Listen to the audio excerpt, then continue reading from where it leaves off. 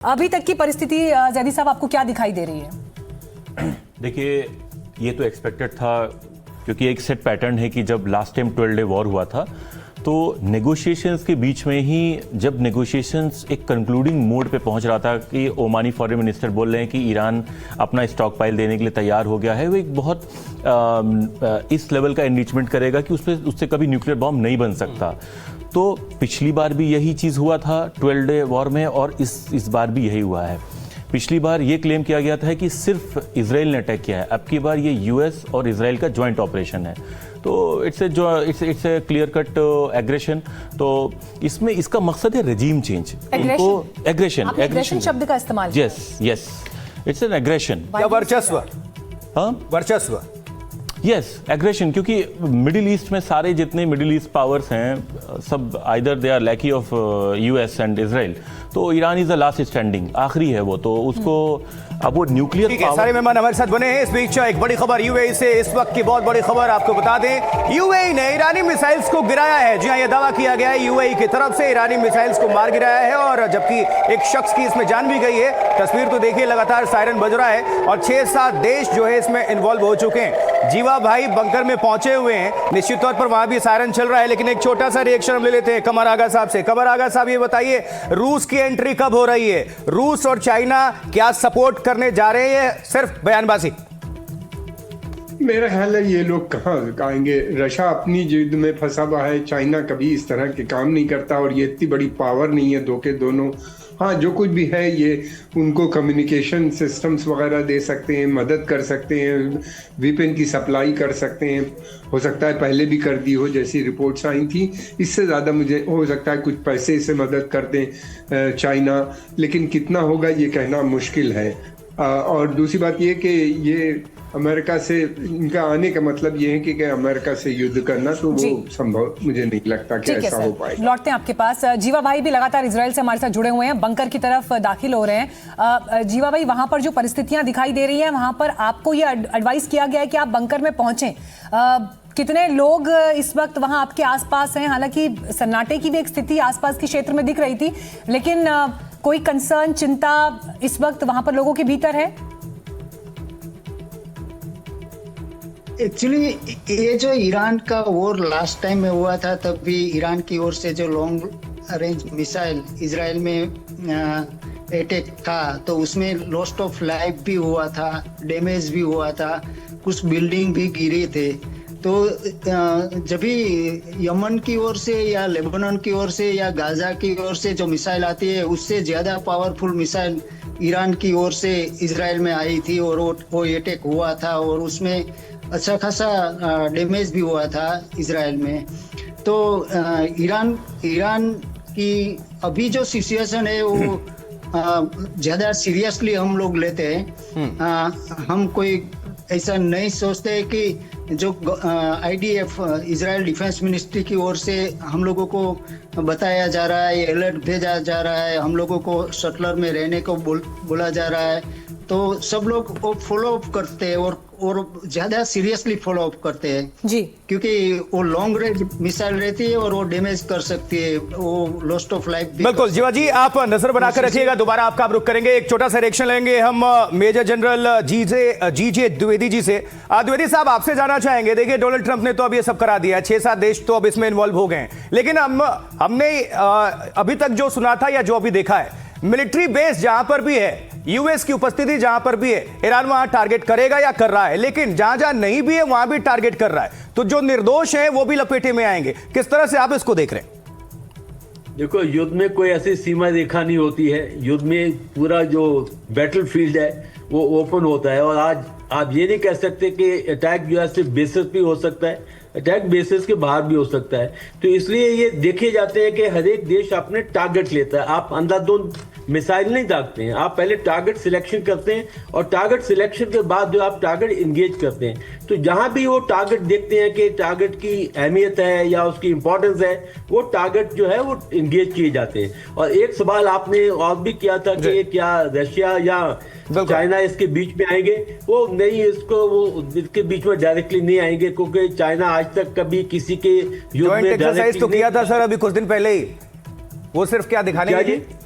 Joint exercise तो अभी हुआ था ईरान के साथ, रशिया ने किया था कुछ दिन पहले ही, ज्यादा दिन हुआ भी नहीं, तो क्या वो सिर्फ उसको क्या देखो, माने? ये डिप्लोमेसी होती है। डिप्लोमेसी में आप कई कुछ करते हैं, पर डिप्लोमेसी में ये नहीं कि आपकी अलायंस बन जाती है। तो ये आजकल जो डिप्लोमेसी बहुत तरफा है, यानी कि मल्टीलेटरल है। तो ये नहीं कह सकते कि आपने एक एक्सरसाइज किया है तो आप युद्ध के मैदान में भी उनके साथ आ जाएंगे। नहीं, ऐसी बात नहीं होती है, क्योंकि एक्सरसाइज डिप्लोमेसी साथ साथ चलती है। चलिए, युद्ध में कंधे से कंधा मिलाकर खड़े होना और एक जॉइंट मिलिट्री एक्सरसाइज में साथ में शामिल होना, ये बताता है कि जिस समय कथनी और करनी में इम्प्लीमेंटेशन का क्या फर्क होता है। लेकिन जीवा भाई मतलब सारी ट्रीटी जो है मीनाक्षी वो अनवैलिड हो जाती है इस वक्त। जी, इजराइल में इस वक्त जीवा भाई बैठे हुए हैं तेल अवीव में, अभी क्या स्थिति है सर?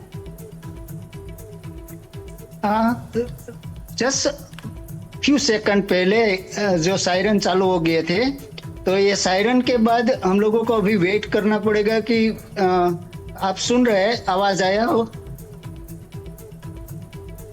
जी, आप तक पहुंची होगी, लेकिन फिलहाल यहां तक नहीं आई है।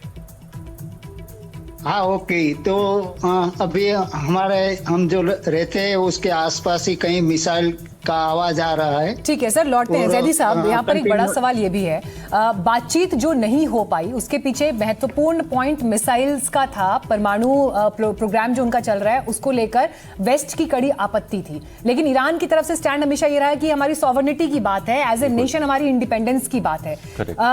इस विषय को लेकर बातचीत क्यों नहीं बन पाई, और आम जनता ईरान की जो है, जो पहले से ही अपनी सरकार के खिलाफ विद्रोह कर रही थी, आज की तारीख में इस हमले के बाद जनता का मन बदला होगा क्या? नहीं, देखिए, क्योंकि ट्रंप भी जनता, सीधे ईरान की जनता को एड्रेस कर रहे थे आज। वो तो देखिए, वो जब इराक में अटैक हुआ था तब भी बोला था, लीबिया में, वेनेजुएला में, सब जगह वो एक कॉमन मोडस ऑपरेंडी है। कोई भी एक फॉरेन कंट्री जब अटैक करती है वो ये क्लेम करती है कि अमेरिका जो है वो डेमोक्रेसी और लिबरेटर है कंट्री का, जो कि ऐसा होता नहीं। और जहाँ तक ईरान की बात है कि कोई भी नेशन, खास करके जो उसके पास एकदम लास्ट लाइन ऑफ डिफेंस है, वो ईरान के पास मिसाइल है।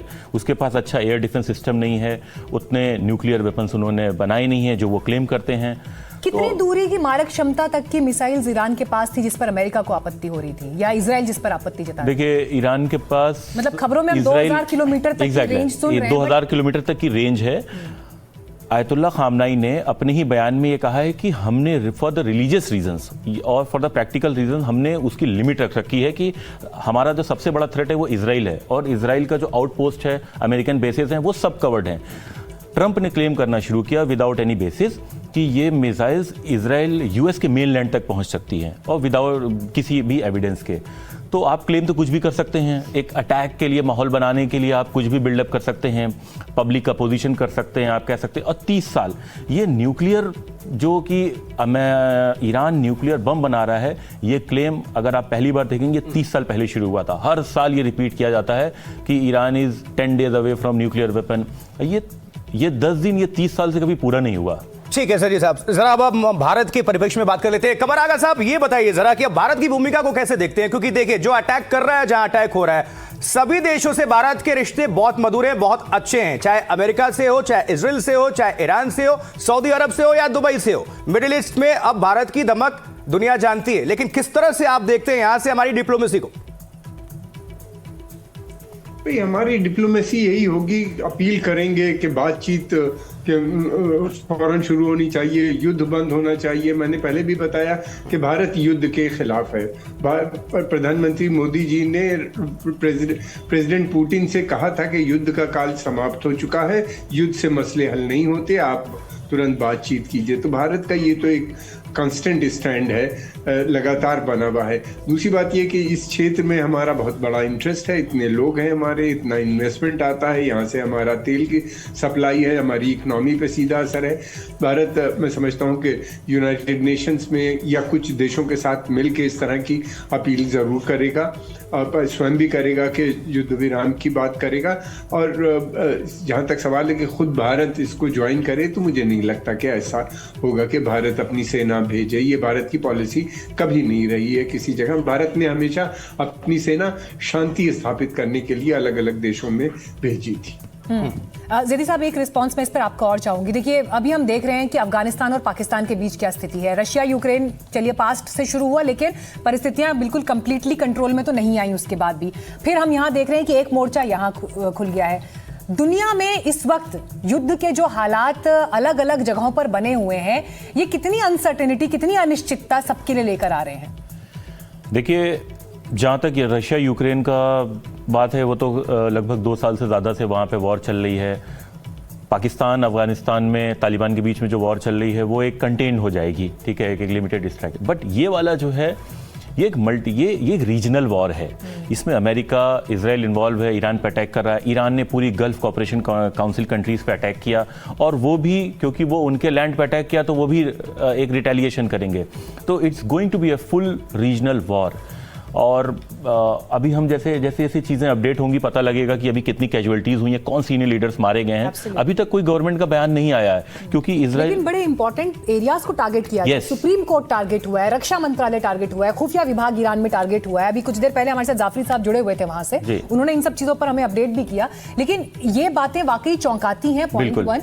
पॉइंट 2, हम ये देखते हैं कि इजराइल में प्रधानमंत्री मोदी विजिट पर गए हुए थे, और वो विजिट जिसको ग्लोबली लोग देख रहे थे, उसके मेरे ख्याल से 2 से 3 दिन के बाद जो है ये हमला हो जाता है। यानी पर्दे पर दिखता कुछ है, पर्दे के पीछे तैयारी कुछ और चल रही होती है। जी, आप जगह की जो इंपॉर्टेंट जगह की बात बताएं, मैं अगर उसको दिल्ली से इक्वेट करूं तो दिल्ली में आपका जैसे डिप्लोमेटिक एरिया है, Chanakyapuri, Raisina Hills, India Gate, इन सब जगहों पे जो प्राइम लोकेशन है जहां पे लीडर्स के घर होते हैं, मिनिस्टर्स के घर होते हैं, उन जगहों पे अटैक। क्योंकि जो रिपोर्ट्स आई हैं बाहर, उनमें यह कहा गया है कि अमेरिका और इजराइल ने अपने टास्क बांट लिए थे।